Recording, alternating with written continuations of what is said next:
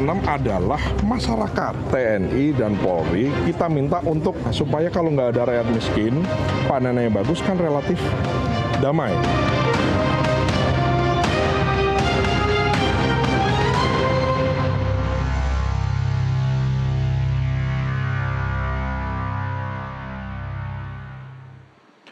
Pemirsa, Kementerian Pertanian terus menunjukkan keseriusannya dalam mendukung program ketahanan pangan nasional.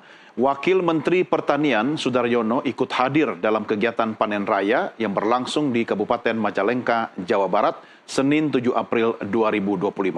Berikut kita simak wawancara singkat Wakil Pemimpin Redaksi NTV Abraham Silaban dengan Wakil Menteri Pertanian Sudaryono di sela-sela kegiatan panen raya.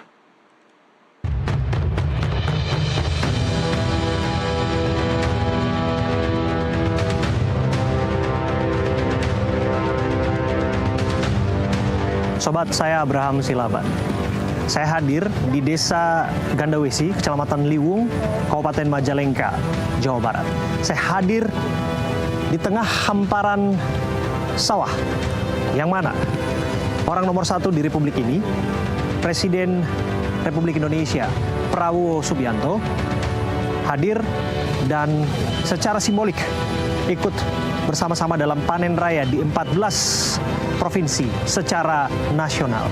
Tentu pesan ini menjadi pesan yang disampaikan kepada para petani bahwa geliat semangat untuk mewujudkan ketahanan pangan harus terus dilanjutkan. Di tengah tentu tidak mudah dan beragam tantangan yang ada di hadapan. Perubahan iklim, fluktuasi harga pangan, dan tentu saja yang terbaru adalah kebijakan pajak resiprokal yang dilakukan oleh Amerika Serikat terhadap Indonesia sebesar 32%. Saya Abraham Silaban melihat ambience di sini, melihat suasana di sini dan akan berbincang bersama dengan Menteri Pertanian Bapak Andi Amran Sulaiman, Wakil Menteri Pertanian Bapak Sudaryono, dan tentu saja mereka-mereka yang secara holistik terlibat dalam terselenggaranya panen raya di tempat ini. Kita berharap ini menjadi pesan yang kuat bahwa Indonesia akan maju dan Indonesia bisa bekerja sama lintas sektor untuk memastikan bahwa sesungguhnya kita memiliki ketahanan pangan dalam menghadapi situasi yang tak menentu, termasuk ancaman global hari-hari ini yang terus terjadi.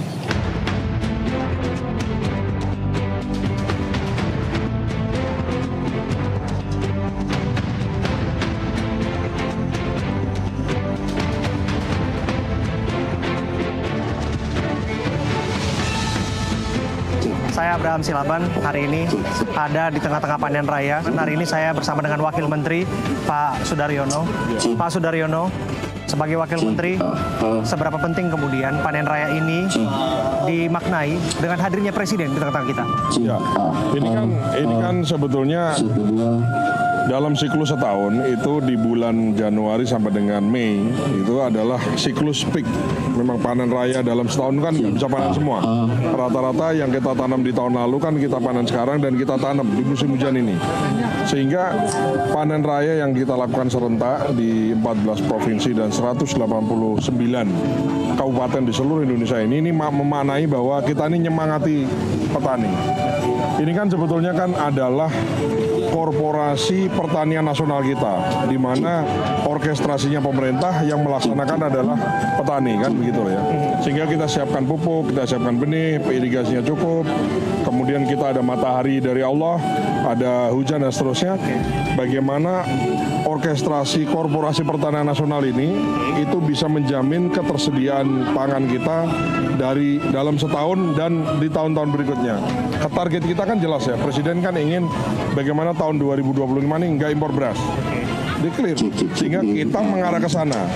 Nah, menyemangati petani ini penting, karena pelaku utamanya adalah petani. Tugas pemerintah adalah petaninya semangat, panenannya bagus, hasil panennya dibeli dengan harga yang baik sehingga sejahtera petani. Itu clear di situ. Oke, tapi yang jelas ini kan cita-cita besarnya adalah kemudian mengurangi ketergantungan impor kita. Betul. Kemudian memastikan bahwa kita memiliki ketahanan pangan dan sebagainya.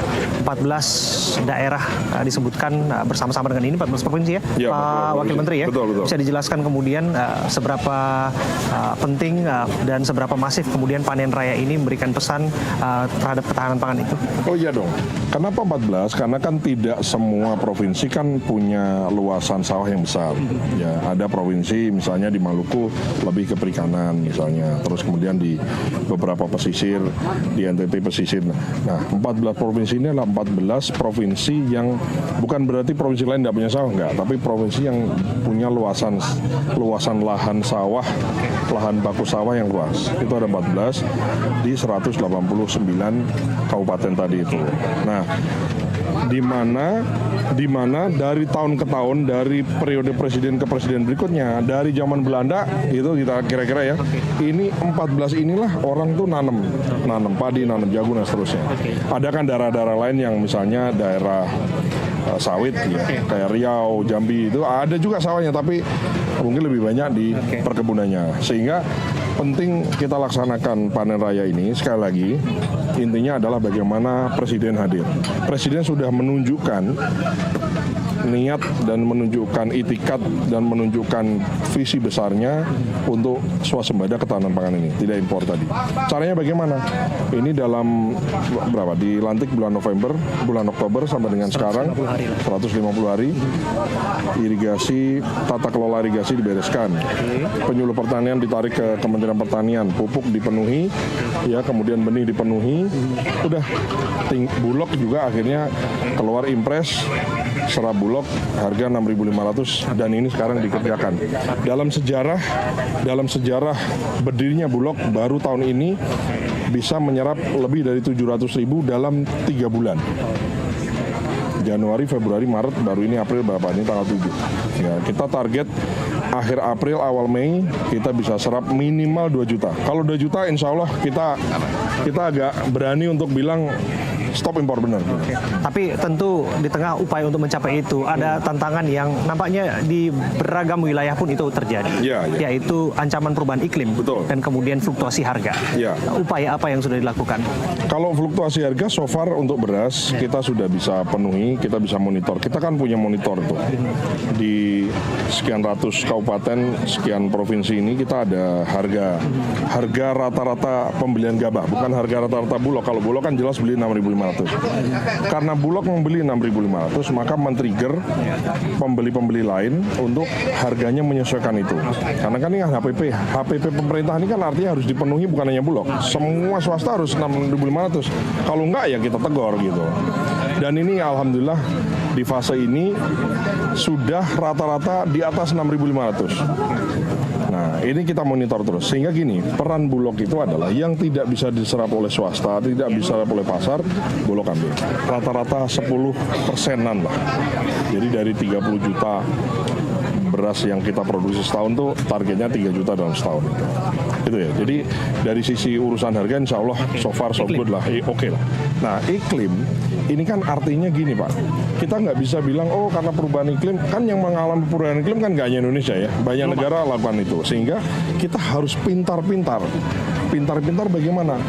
Kita harus betul-betul kita harus tahu ya adanya perubahan iklim, maka kita irigasi mesti kita bereskan. Maka di tahun ini sampai dengan 5 tahun ke depan Presiden Prabowo fokus perbaikan, revitalisasi, normalisasi, memperbaiki semua saluran irigasi. Tahun ini anggarannya sekitar 12 triliun, ada sekitar 2 juta hektar yang berdampak dari perbaikan irigasi itu. Itu satu, karena kan yang bisa kita kontrol Mas. Kalau namanya matahari, cuaca kan kita bisa kontrol. Yang bisa kita kontrol apa? Pupuk, benih yang bagus, ya. Kemudian pupuk yang bagus, kemudian irigasi yang kita kontrol. Artinya kita memaksimalkan hal-hal yang bisa kita kontrol. Kita sudah perbaiki benih-benih kita yang lebih tahan terhadap, ada yang tahan hama, ada yang tahan air yang lebih asam, ada yang tahan terhadap, bahkan ada yang air payo ada. Kita siapkan itu semua. Itu salah satu strateginya. Dan alhamdulillah ya, kita kan namanya teknologi ya, teknologi perbenihan. Selain itu juga mekanisasi, Mas. Mekanisasi ya. Kalau dulu orang panen tuh seminggu, 2 minggu, 1 bulan. Nah, ini dengan combine harvester itu bisa 2 jam 1. Optimasi ya. Ya, jadi sehingga kita maunya tuh begitu panen cepat, dijual cepat, ditanam cepat, sehingga dalam setahun kita harapkan maksimal minimal tuh 3 kali. Nah, kita kan rata-rata belum 2 kali panen, kita baru 1,4 kali. Nah, kita mau mencapai 2 kali, kita teruskan 3 kali, sehingga tanpa nambah luasan sawah kita tuh bisa panennya lebih banyak gitu. Luar biasa nih apa yang dilakukan oleh pemerintahan hari-hari ini, termasuk gebrakan oleh Mas Dar, Mas Wamen. Mas Wamen, ini terakhir ya, ini kaitannya dengan pelibatan ataupun partisipasi lintas sektor. Ada salah satu sorotan yang hari-hari ini diarahkan di Papua misalnya, di mana di sana ada pelibatan Polri. Pelibatan TNI sudah pernah dilakukan dan memang existing dilakukan. Ya, sekarang juga terlibat ya. Polri di sini, dan ada anggapan di sana mereka melakukan yang bukan menjadi keahliannya dan lain sebagainya. Bagaimana kemudian Mas Dar menjawab ini di tengah adanya diskursus negatif, adanya diskursus kritis mengenai itu? Wah, ini kok polisi kan tupoksinya bukan nanam gini, bukan polisi nyangkul-nyangkul nanam jagung, salah dong. Yang benar tuh yang nanam adalah masyarakat. Polisi, TNI, dan Polri kita minta untuk, ini kan operasi penggalangan, Pak. Penggalangan tidak hanya di Papua, di semua daerah. Menggalang supaya apa? Supaya kalau nggak ada rakyat miskin, panennya bagus, kan relatif damai di desa-desa. Nah, maka TNI terlibat, polisi terlibat. Kita membina, ayo nanam padi, ada masalah apa? Oh, ada masalah Pak, serapan Bulog. Babinsa ikut berkomunikasi dengan Bulog. Bagaimana ikut mensukseskan serapan Bulog sehingga petani mendapatkan pembelian gabah yang baik. Sehingga petani happy, sejahtera dong, ya kan? Kalau sejahtera dan happy, maka tidak ada gejolak dalam masyarakat. Mungkin angka kriminalitasnya juga akan berkurang. Gitu Pak ya. Karena apa? Karena orang tuh cukup penghasilan. Itu juga yang terjadi di Papua. Bukan polisi nanam jagung di Papua, salah. Polisi memfasilitasi, mendorong, menyemangati yang melatih masyarakat Papua nanam jagung siapa? Bukan polisi. Yang melatih adalah penyuluh pertanian, Kementerian Pertanian. Sama seperti di Jawa dan pulau-pulau yang lain, sama. Jadi sektor teknis tetap diurus sama penyuluh pertanian dong, ya kan? Hanya kalau di polisi ikut, ayo dong. Tujuannya apa? Supaya masyarakat Papua, gini, kelompok bersenjata, mohon maaf, antidot dari kelompok bersenjata perlawanan atau pemberontakan atau katakanlah separatis, antidotnya adalah kesejahteraan. Keadilan, kesejahteraan perut kita penuhi, pendidikan kita bereskan, ya makanya makan bergizi di Papua kita prioritaskan, kemudian sektor pertanian kita prioritaskan. Ini kan masalah budaya, Mas. Kita harus katakan bahwa bertani itu menjadi budaya orang yang tinggal di daerah yang tadi 14 provinsi tadi, itu memang sudah menjadi budaya. Dia biasa nanam padi, ngerti. Nah, kita ngajarin masyarakat lain untuk nanam padi, nanam jagung itu juga nggak mudah. Nah, ini bisa dilakukan oleh TNI, bisa dilakukan oleh Polri. Jadi keterlibatan TNI atau Polri adalah dalam rangka penggalangan, ya, memberikan pendampingan yang melatih tetap penyuluh pertanian. Ingat ya, tidak kemudian petaninya Polrinya ngolah tanah, nyangkul nanam jagung. Salah ya, itu misleading, itu jelas. Itu misleading.